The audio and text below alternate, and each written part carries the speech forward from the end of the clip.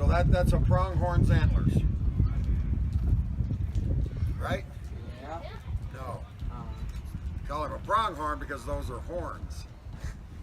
Tell me the difference between horns and antlers. Horns only get prung once and antlers shed every year. They shed every year. What's the other difference? The shape.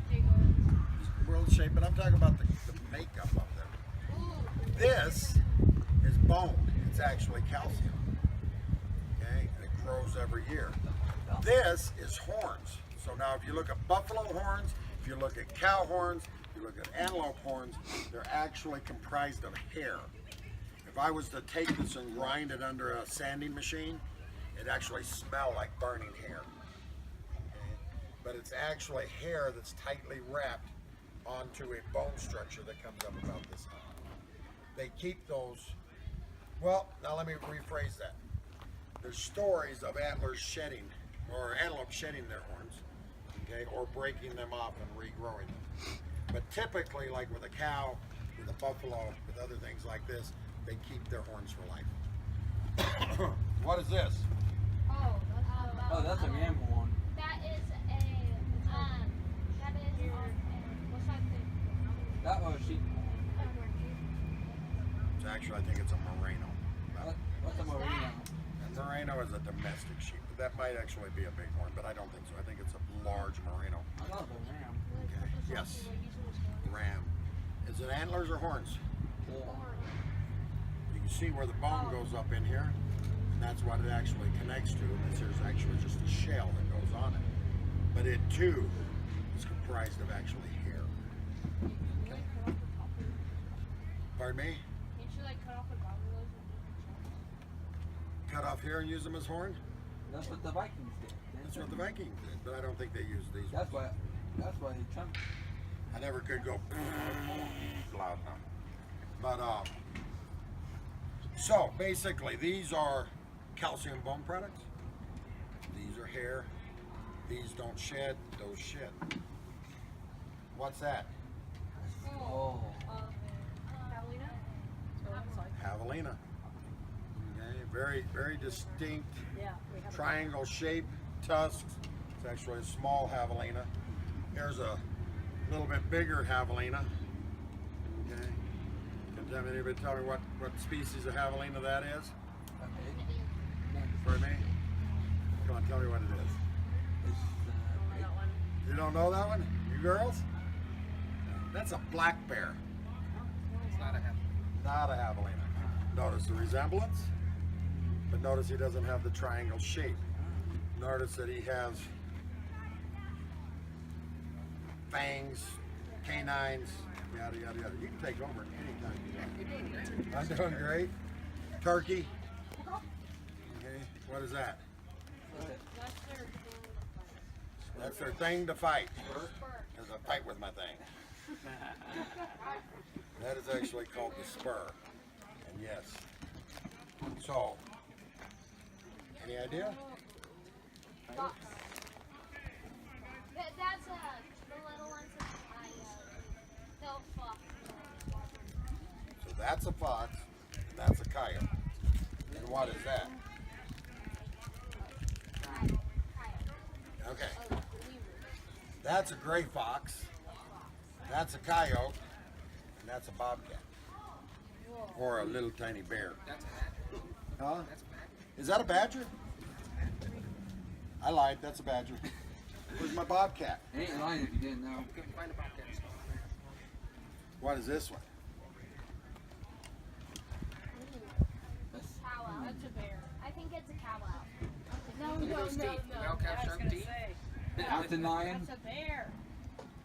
That's a bear. What's this one here? You just look at that one. Whoa, what is white-tailed deer? That's a white-tailed deer. It says it. Canines. It's actually half a coyote. Oops. You lost part of it. Pick it up, Kyle.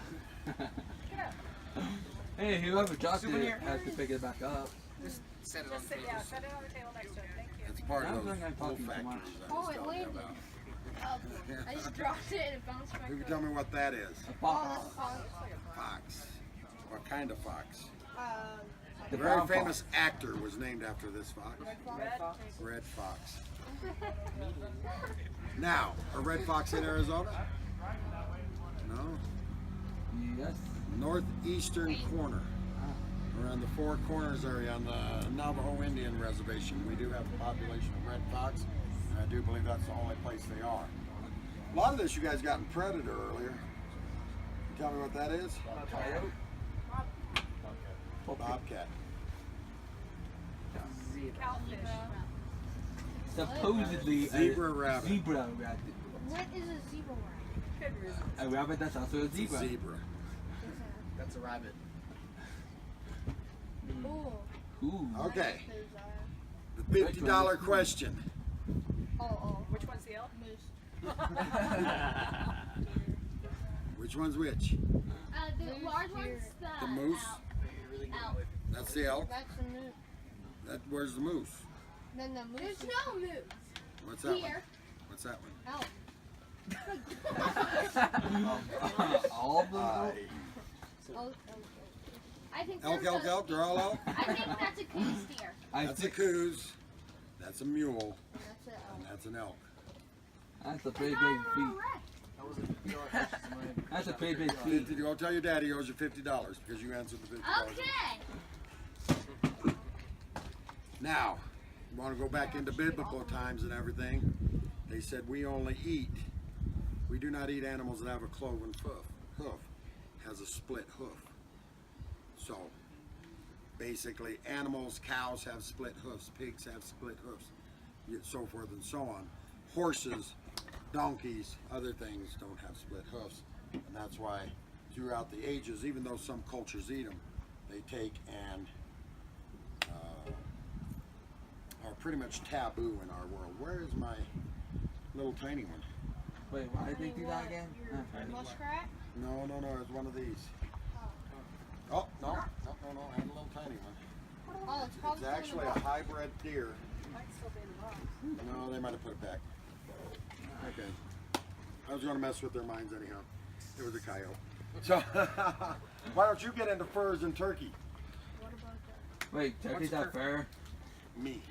Furs and the turkey. So, What? okay. He's going, what's this? Feathers. Feathers. Of what? Turkey. Those are actually predator decoys. How about that? Another turkey feather. Where? Yeah. Fan, right? I think so. That's the It's wind hard to and hold that's in the wind. That's pretty ironic. that'd be nice. It's not a fan? Pretty sure it's not a fan. It's a shield. It's a wing. How about that guy? Badger. Yep. That's right. Got his head over there. What's the difference between a honey badger and that badger? A honey Honey badger. Honey badgers are mean. Any badgers eat honey? Where? A Yes. honey badger would be golden colored. Yeah. What about that guy? But doesn't taste That like is honey. a Muskrat. Muskrat. They make coats out of these guys. Otter. Meat.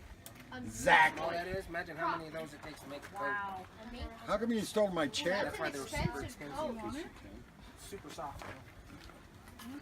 Coyote? Yeah. Pretty sure. Gosh. I'm pretty sure. I don't know. How about this? That is a. What is that? It's mango. Muskrat.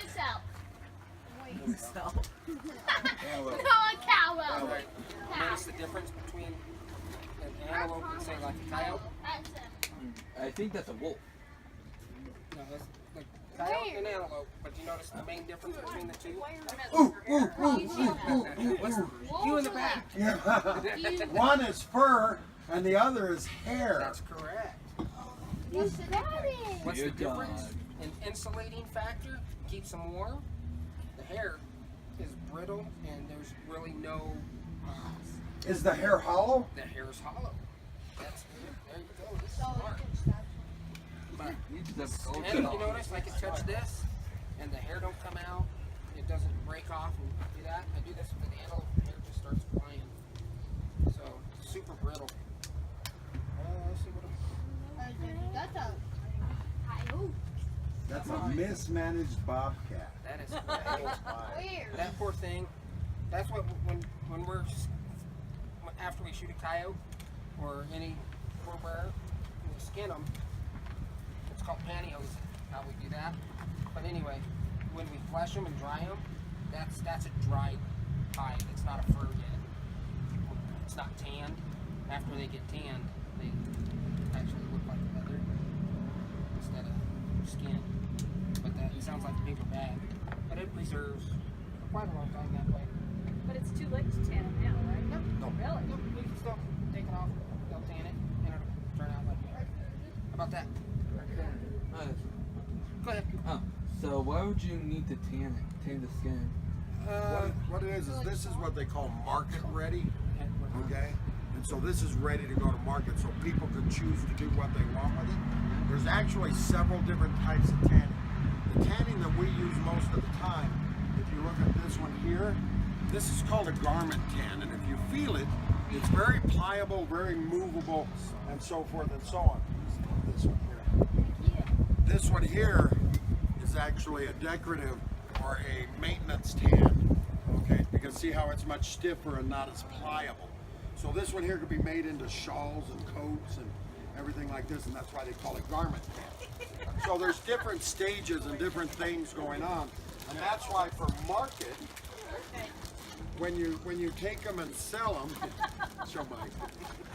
When you take them and sell them, you leave them like this here so that the guys can take and once they determine what the purpose is, whether it's for taxidermy would be tanned in one fashion, garments would be tanned in another. Okay. So that's why you market them dry. That's pretty interesting.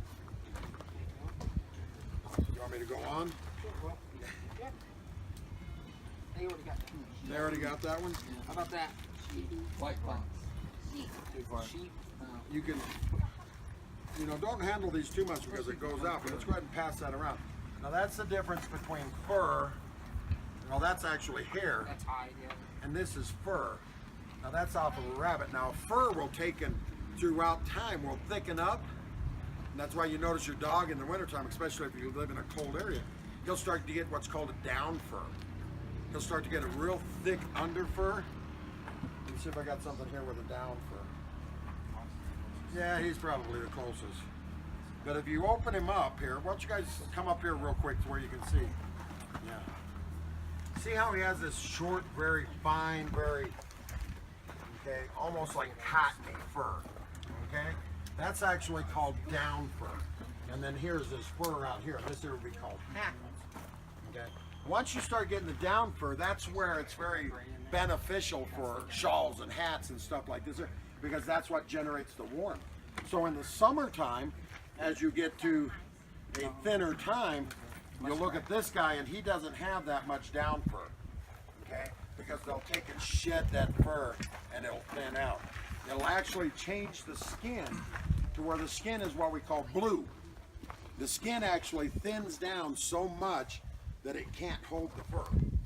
And so if you shoot them and try and prepare them like this blue, then the skin is so thin that what happens is Do they explode? no, it's just so thin that all the hair will fall out of it. The hair follicles and the skin, it's right on the surface. Yeah. So when you shoot them and you skin them and go to tan them, the hair has nothing to hold on to at that point. So the hair just comes out. Oh, okay. Okay.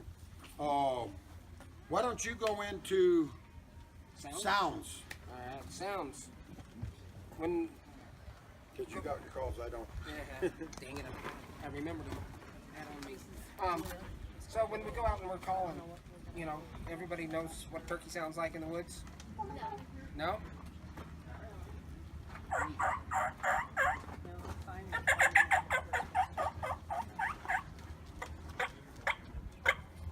That's pretty impressive. Right? Oh, See that? no mind. So that's what a turkey sounds like. Yeah, it's not just my voice, I wish. And then, let's see what else we got.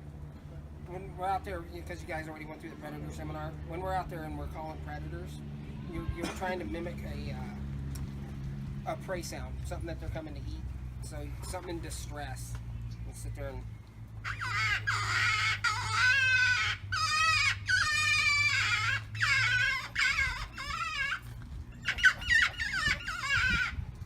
See now, they're kind of back up to what we talked about earlier and whether or not this sunk in or not.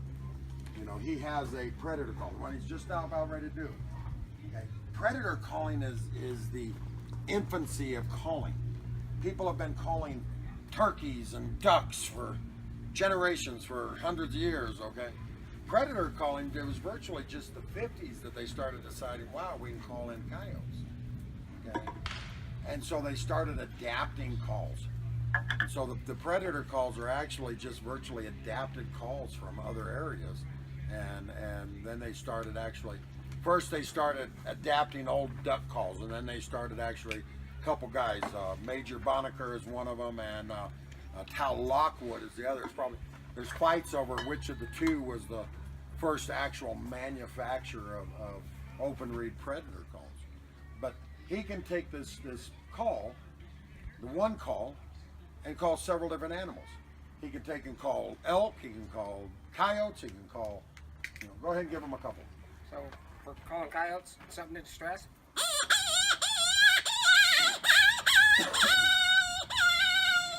Howl with it.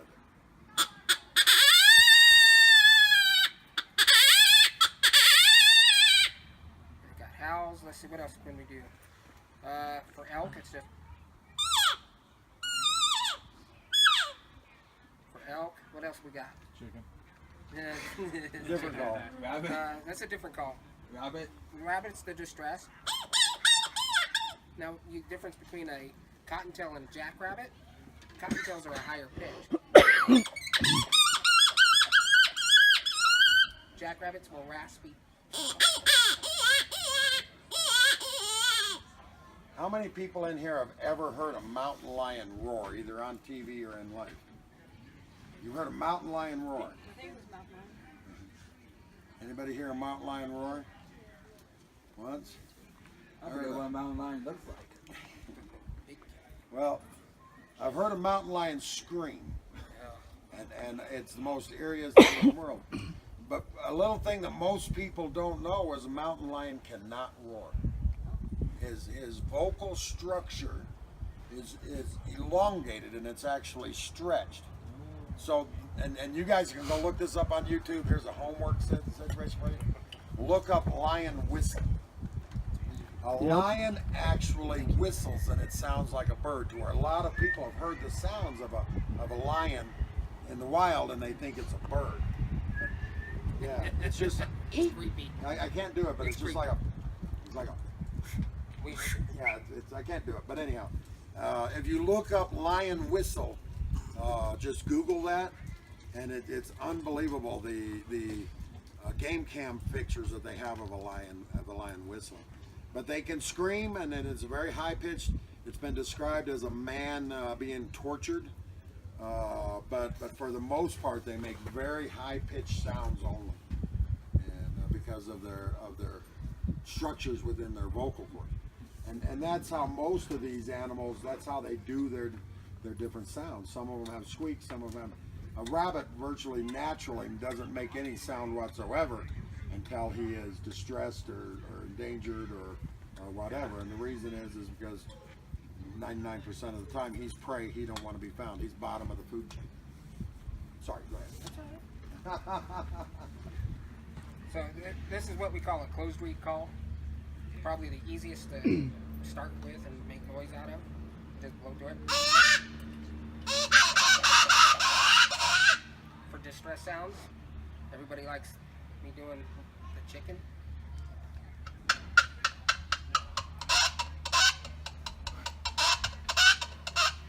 Which actually does work calling in predators if you're by like a farm or whatnot. You can take the same call, turn it around.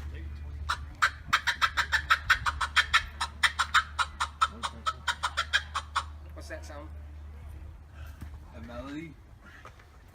He knows everything. What? Woodpecker. Squirrel. Woodpecker. It's a squirrel. Yeah. Oh, I thought you were trying to do the Okay. ensemble. Imagine when you're sitting in a blind and you're elk hunting, and that squirrel comes out of the tree above you. They always yell at you like that.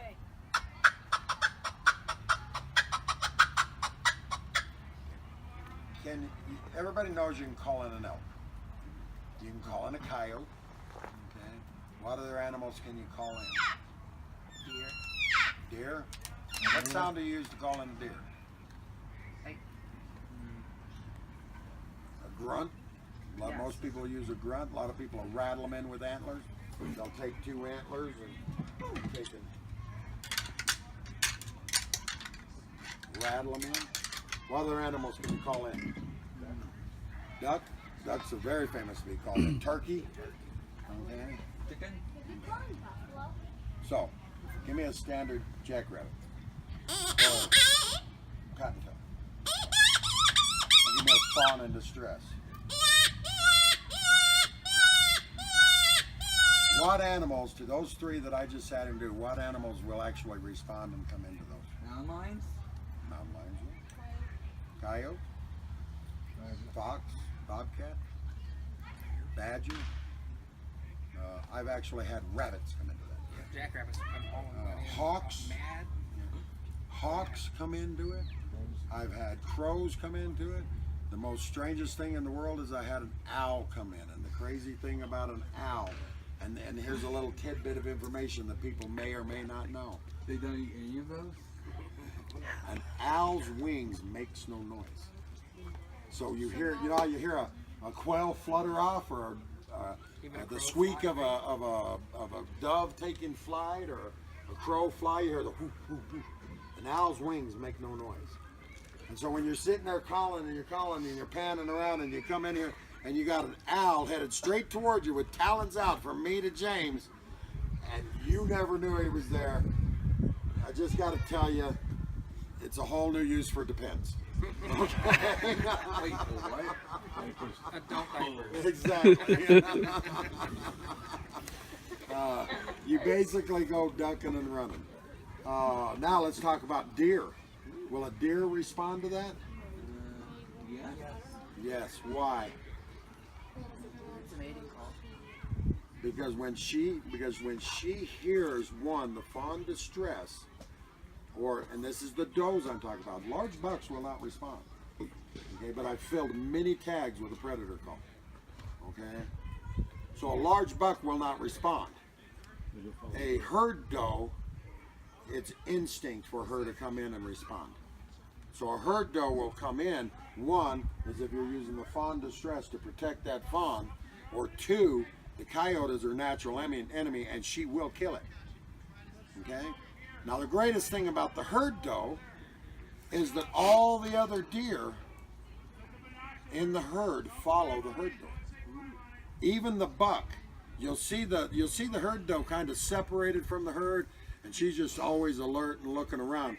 And that buck's sitting there eating forbs and not paying any attention. He don't care because he's only got to watch one thing: the herd doe. Once she goes on alert, then he says, "Okay, well, wait a minute here, what's happening?" So in the early seasons of October, you have what we call mama's boys. Okay? Mama's boys. These are great for freezer fillers. This right here, we call these delicious. Okay? Can you actually eat them? Oh yes. Well, not the antlers, but Not the antlers. what they're attached to. What they're attached to. Are they So what actually- happens? I forget. Yeah, what happens? I get out there and if I start calling like this, it won't work just to randomly run around and call. But if I see deer, I'll start calling. I'll set up. I'll get in a bush and I'll start calling. And next thing you know, here comes this herd doe, and she's mad. But following her is the rest of the herd. So she'll have 4, 5, 6 other does behind her, and 1 or 2 forkies. So last day, second to the last day, I'm gonna fill the freezer. Boom, your freezer's filled, your tag's filled, and you're done. But you just gotta wait and make sure that you find those horns on the one. In Arizona, you can only hunt bucks or horned or antlered deer. So, but the thing of it is I've seen situations where they come in and people have used electronic calls, and a deer comes running in and virtually stomps the electronic call and destroys. But all that being said, if you go out predator calling, and this is my specialty, and I know you guys already have the predator calling class, everything here will come in. Everything from hawks, eagles, I've had owls, antelope. They've all come in while I've been rabbits. on predator stands. I've had woodpeckers come in. I've had just unbelievable. Javelina. Yeah, javelina. Yeah. Get on there. Distress call. You know, I never had in buffalo. And I don't think you really need to call buffalo because they're big enough that you just find them. They don't hide very well. Yeah, and Remember what I most buffalo are in the plain. remember what I said about the top predator? Well, the buffalo, he fits right up there with them. The bear don't worry about anything else, and the buffalo don't worry about anything else because the buffalo doesn't really have a predator. If a predator, whether it even be a wolf or a lion or a bear, takes down a buffalo, it's going for an old and injured or a calf. Yes, a baby. So, what else you got, buddy? I don't know. Do we have any questions? Anything that you guys want to know about an animal? Sound wise. What's the weirdest animal that has That has a call? That would be a catfish. Hey, Huh? Ray. No. Have you guys ever heard of a guy, and you can Google this one here too, his name's Flathead Ed. Flathead Ed is a buddy of mine. And the reason that they call him Flathead Ed is has nothing to do with the fact that he has a flat head that you can stand a cup of coffee on. It has to do with the fact that he has caught the largest fish in the state of Arizona. Okay? And the largest fish in the state of Arizona is just over 75 pounds. It's a flathead catfish caught out of Bartlett Lake, 3 years ago, maybe 4 years ago. And Flathead Ed caught it. And so now he does seminars and he talks to people about fishing just as we do about predators and stuff. Well, catch flatheads, you use live bait, so he'll either use small carp. That fish, by the way, he caught on a 2-pound carp is what he was using for bait to catch him. Oh, yeah. So he'll use a small carp under 2 pounds, or he will use a bluegill. a what? A bluegill, What's that? a sunfish. Oh, okay. Where do you get, like, how's it, does he just catch them? Does he just catch them? Yes, he catches them in the lake. You can reuse both carp and sunfish That for was bait. the And so he flathead, catches them and uses them. So what he does is he takes his fishing pole, okay, and he hooks that bluegill on there alive, and then he lets out just enough line. He leaves it in the holder, and he lets out just enough line for that bluegill to hit the water. And that bluegill will sit there, splash in the water trying to get away. And he calls that his catfish call. So the oddest thing being called out there that I know of is Flathead Ed calling catfish. So because struggling, they're just like anything else. A free meal is a free meal. So things struggling in the water, just as you've seen on the shark shows of Shark Week, struggling things in the water are attractants as far as in them using what's called the lateral line. The lateral line, they actually receive vibrations from other fish swimming and so forth and so on, and it's actually a radar system for fish. And that's his idea of calling them using the lateral line. So probably a lot longer story than what it was interesting. Yeah. So what else you got, Jerry? I don't know. One call, do quail calls with it. Same call does the predator calls. Does an elk call.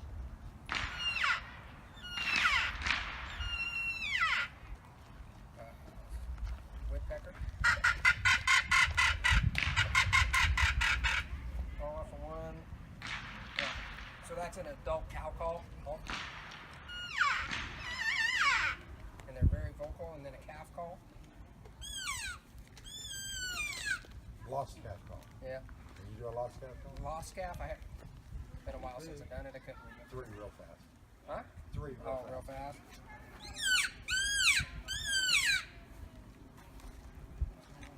That's my favorite one. Don't take any air at all. Problem is, there's a lot of movement when you're doing a stand, so I just usually Does kind of risky. yeah, because you're sitting there doing this number. What do the predators lock onto? Movement, right? And they're gonna, unless you're under a leafy wear a blanket or something and your hands are completely covered, then it's just push movement. But I like doing that, like if they're stuck out there and they're not coming in any closer, what we call a coaxing call. Just sit there and just real quiet, makes them come in. Or you lip squeak at them. Do that type of thing. Brings them in. What else? I don't know. Any stories? I don't know. He was talking during the, go back to the predator one. When you guys went through that. Sitting in a chair calling. Looking off this way because I'm pretty dang sure the coyote's going to come on over that way. The coyote came in from over here and jumped in my lap. Scared the holy heck out of me and scared the heck out of it. It actually hit me. And went around a little Palo Verde tree. I was sitting there going, looking around trying to, what the heck did I just hit? Where's that rabbit? And it just stayed there for long enough for me to actually get up and move and shoot it. So it jumped on your lap. Yeah, it hit me. It come flying and hit me as hard. Imagine your dog, you know, your normal sized dog, like running in. That's one of those things that you talk about getting startled. That startled the heck out of you. How big was it? I was about 28-pound female. Yeah, and she hit me a full run. Yeah, it was interesting, and I did. That was early. I used to call a lot by myself, so you know, if you do it right and you got a good partner and you set up right, that coyote would have never made it in. But you know, like I said, I was real focused on looking over here because I was sure that's where the coyote was going to come from and come in. Wow, wow, wow, wow. I sat in. I call out of a chair like that as well, and I was sitting there calling, and I hear this weird Wow. growl, kind of noise. That's underneath my chair, and I kind of do that, and I got frogs ready to bite me. Yeah, I missed it right here. I actually hit it at 150 yards. That's how. So let's see what else. Other calling, like I said, you can call in. Well, there was one of the ones that never call us. Because we should technically be done. But they, what happened was, Okay, things is there started. anybody wanted to see with the furs? You guys want to get up and look at those real quick? Get up and touch We them. gotta